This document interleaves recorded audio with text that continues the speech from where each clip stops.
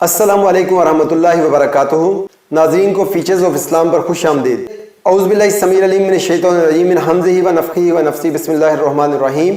Rabbi इश्रह ली सदरी व यस्सिर ली अमरी वहलुल उक़दतम मिन लिसानी यफ़क़हू क़ौली। आज हम जिन सहाबी रसूल का जिक्र करेंगे उनका नाम है हज़रत अबू अय्यूब अंसारी रज़ियल्लाहु तआला अन्हु। उनका असल नाम खालिद इब्न ज़ैद, कबीला बनु नज्जार, अंसार का ये कबीला था, और कुनियत अबू अय्यूब जिससे वो मशहूर हुए। इनके मर्तबे और मुकाम के लिए ये बात ही काफ़ी है कि अल्लाह तबारक व तआला ने इन्हें अपने रसूल की मेज़बानी के लिए मुंतखब किया और इनका जिक्र और इनका मर्तबा तमाम मखलूक़ात में बुलंद कर दिया, और ये बात इनके फ़ख्र करने के लिए काफ़ी है। हिजरत मदीना से पहले ही अंसार के बड़े बड़े सरदार 73 मर्द और 2 ख़वातीन दायरा इस्लाम में दाखिल हो चुके थे, और उन्होंने बड़ी प्यार और मोहब्बत और खुलूस के साथ अल्लाह के नबी को हिजरत मदीना की दावत दी थी। जिस तरीके से कुरैश मक्का ने रसूलुल्लाह को तकलीफ़ें दी और उन्हें हिजरत करने पर मजबूर कर दिया, उतनी ही ज़्यादा चाहत और मोहब्बत और खुशी के साथ मदीना वालों ने उनका इस्तकबाल किया, और अंसार मदीना का इस्तकबाल फ़कीरुल मिसाल था। जब अल्लाह के नबी मदीना तशरीफ़ लाए तो पहले आपने बस्ती कुबा में चंद दिन क़याम किया। वहाँ पर आपने एक मस्जिद भी तामीर की जिसकी कुरान करीम सूरह तौबा आयत नंबर 108 में तारीफ़ की गई कि ये मस्जिद तकवा की बुनियाद पर बनाई गई। उसके बाद जब आप मदीना रवाना हुए तो मदीना वालों ने आपका इस्तकबाल इस तरीके से किया कि वो गलियों में और छतों के ऊपर मौजूद थे, और उन्होंने अपने घरों के दरवाजे खोल रखे थे कि अल्लाह के नबी उन्हें मेज़बानी का शर्फ अता फरमाएं। रसूलुल्लाह मोहम्मद सल्लल्लाहु अलैहि वसल्लम ऊँटनी पर सवार थे, और जब भी वो कहीं से गुजरती तो लोग उसके आगे आके खड़े हो जाते और हज़रत मोहम्मद सल्लल्लाहु अलैहि वसल्लम से पूछते कि आप उनके यहाँ क़याम करें, वो अपनी कसरत तादाद, कुव्वत और माल से आपकी मदद करेंगे और बेहतरीन हिफाजत करेंगे। आप उन्हें आगे से फरमाते कि ये ऊँटनी अल्लाह की तरफ से मामूर है, जहाँ ये रुकेगी वहीं मेरा क़याम होगा।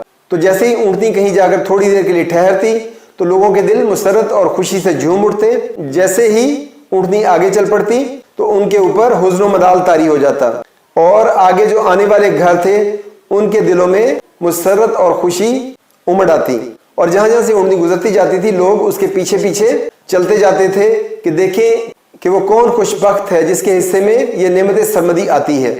ऊँटनी अपनी मंजिल की तरफ बढ़ती जा रही थी, आरज़ूमंद कलूब और पुरशौक निगाहें उसका ताक़ुब करती जा रही थी। तो चलते चलते ऊँटनी हज़रत अबू अय्यूब अंसारी रज़ियल्लाहु तआला अन्हु के घर के सामने खाली जगह पर आकर बैठ गई, लेकिन अल्लाह के नबी हज़रत मोहम्मद सल्लल्लाहु अलैहि वसल्लम उसकी पुश्त पर सवार रहे और आप नीचे तशरीफ़ नहीं लाए।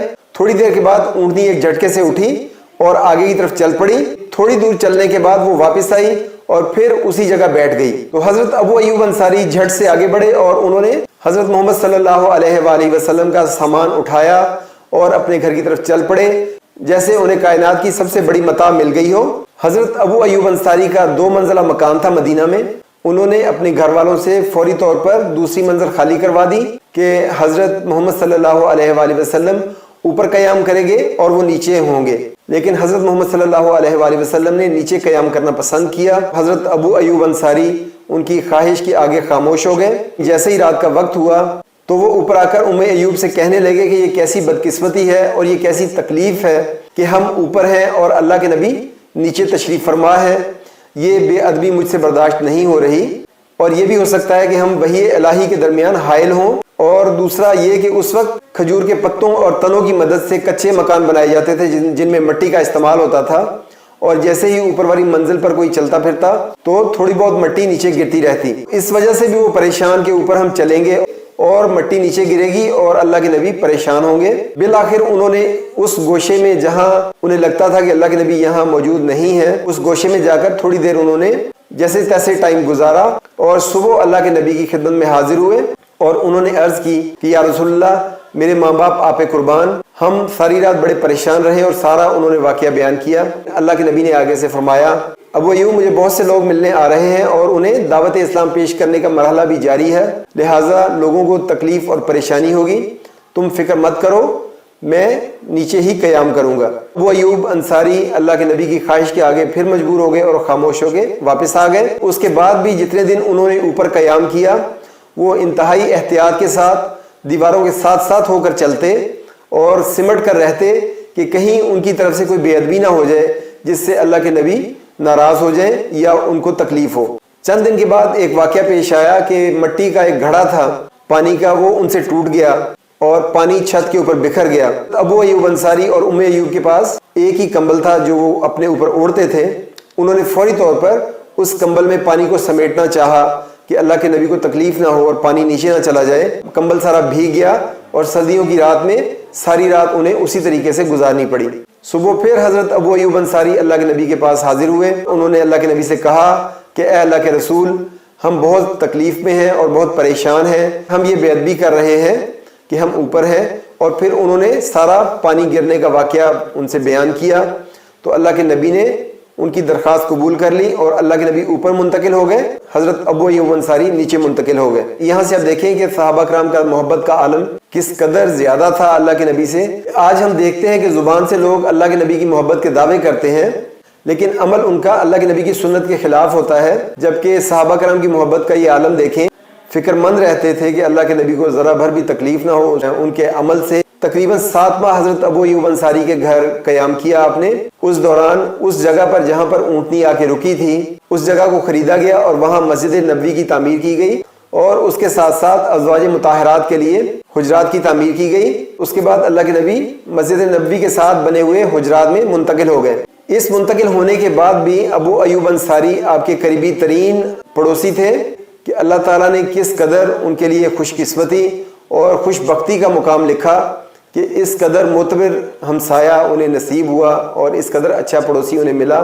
حضرت ابو ایوب انصاری کی محبت اللہ کے نبی سے مثالی تھی۔ وہ ہر روز اس کے بعد بھی ہمیشہ کھانے پینے کی کوئی نہ کوئی چیز اللہ کے نبی کے لیے بچا کر رکھتے۔ اگر مخصوص وقت تک اللہ کے نبی تشریف نہ لاتے تو اس کے بعد وہ چیز اپنے گھر والوں کو دے دیتے۔ حضرت محمد صلی اللہ علیہ وآلہ وسلم بھی حضرت ابو ایوب انصاری سے اسی طرح محبت کرتے اور انتہائی بے تکلفی کا تعلق تھا۔ وہ حضرت ابو ایوب انصاری کے گھر کو اپنا ہی گھر سمجھتے۔ اس واقعے سے آپ کو اندازہ ہو جائے گا کہ ایک دن دوپہر کا وقت تھا اور انتہائی شدید گرمی کے وقت حضرت ابو بکر صدیق بھوک کی شدت سے بے چین ہو کر گھر سے باہر آ گئے اور آپ مسجد نبوی میں تشریف لے گئے۔ تھوڑی دیر کے بعد حضرت عمر فاروق بھی وہاں تشریف لے آئے۔ انہوں نے پوچھا کہ ابو بکر، اس وقت گرمی کے وقت آپ کو کس چیز نے گھر سے باہر نکلنے پر مجبور کیا؟ تو حضرت ابو بکر صدیق نے کہا کہ بھوک کی شدت کی وجہ سے میں گھر سے باہر آ گیا۔ حضرت عمر فاروق نے کہا کہ بخدا مجھے بھی بھوک کی شدت نے تنگ کیا تو میں بھی گھر سے باہر نکل آیا۔ تھوڑی دیر گزری تھی کہ اللہ کے نبی بھی اپنے حجرے سے باہر آ گئے۔ آپ نے ان صاحبان سے پوچھا تو انہوں نے بتایا کہ وہ کس طرح اپنے گھر سے اس گرمی کے وقت نکلے۔ تو اللہ کے نبی نے فرمایا کہ بخدا میں بھی اسی وجہ سے گھر سے باہر نکل آیا کہ بھوک کی شدت نے مجھے بھی تنگ کیا۔ پھر آپ نے انہیں کہا کہ آؤ میرے ساتھ چلو، اور آپ حضرت ابو ایوب انصاری کے گھر تشریف لے آئے۔ وہاں ام ایوب موجود تھیں۔ انہوں نے آپ کا استقبال کیا اور آپ کو خوش آمدید کہا کہ اے اللہ کے نبی، یہ ہماری خوش نصیبی ہے کہ آپ تشریف لائے اور آپ کے ساتھیوں کو بھی خوش آمدید۔ آپ صلی اللہ علیہ وآلہ وسلم نے پوچھا کہ حضرت ابو ایوب کہاں ہیں؟ ابو ایوب اپنے گھر کے ساتھ ہی کھجور کے باغ میں کام کر رہے تھے۔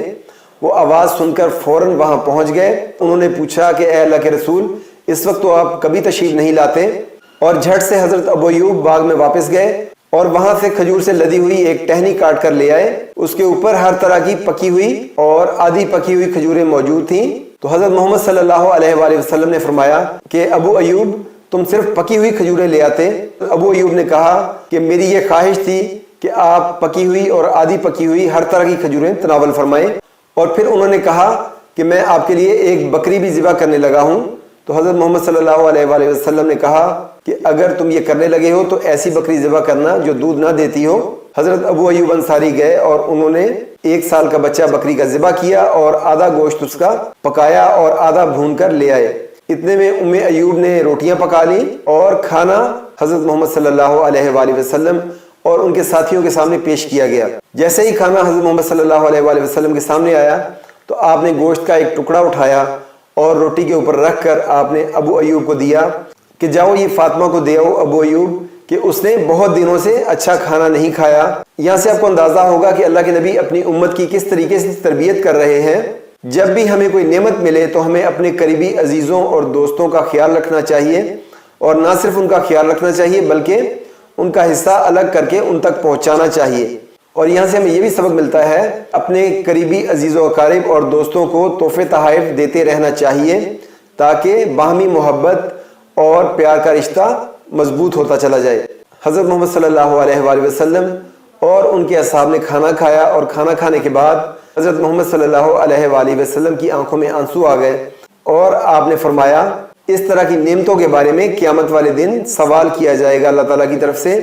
تو جب بھی ایسی نعمتیں تمہارے سامنے آئیں تو تمہیں چاہیے کہ بسم اللہ سے شروع کرو اور کھانا کھانے کے بعد یہ دعا پڑھو، الحمدللہ الذی ہوا اشبانا و اروانا و انعم علینا و افضل۔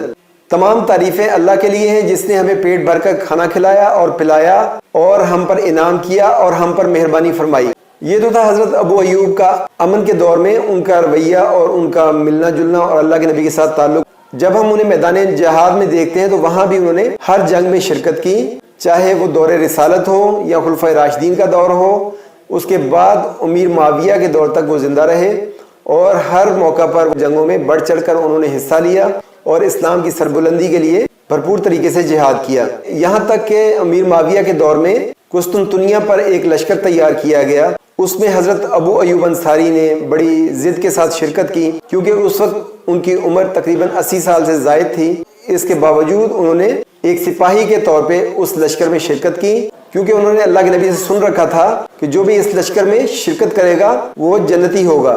قسطنطنیہ ایک بہت ہی مضبوط قلعہ تھا اور وہاں محاصرہ کافی طویل ہو گیا۔ حضرت ابو ایوب انصاری اس دوران شدید بیمار ہو گئے اور بیماری کی حالت میں جب اندازہ یہ ہوا کہ ان کے بچنے کی کوئی امید نہیں تو سپہ سالار یزید ابن معاویہ ان کے پاس گیا اور ان سے پوچھا کہ اے صحابی رسول آپ کی کوئی آخری خواہش ہو تو بتائیں۔ تو انہوں نے کہا مجھے دشمن کے دفاع کو توڑ کر اندر تک لے جانا اور لے جا کر قسطنطنیہ کی دیوار کے قریب مجھے دفن کر دینا تاکہ قیامت والے دن جب میں اٹھایا جاؤں تو اللہ کے نبی کی حدیث کے مطابق میں جنتیوں میں سے ہوں کہ میں نے اس جنگ میں شرکت کی اور یہی میں نے وفات پائی۔ مجاہدین نے اسی طرح کیا کہ جب وہ فوت ہو گئے تو ان کی وصیت کے مطابق مجاہدین لڑتے ہوئے اندر تک چلے گئے۔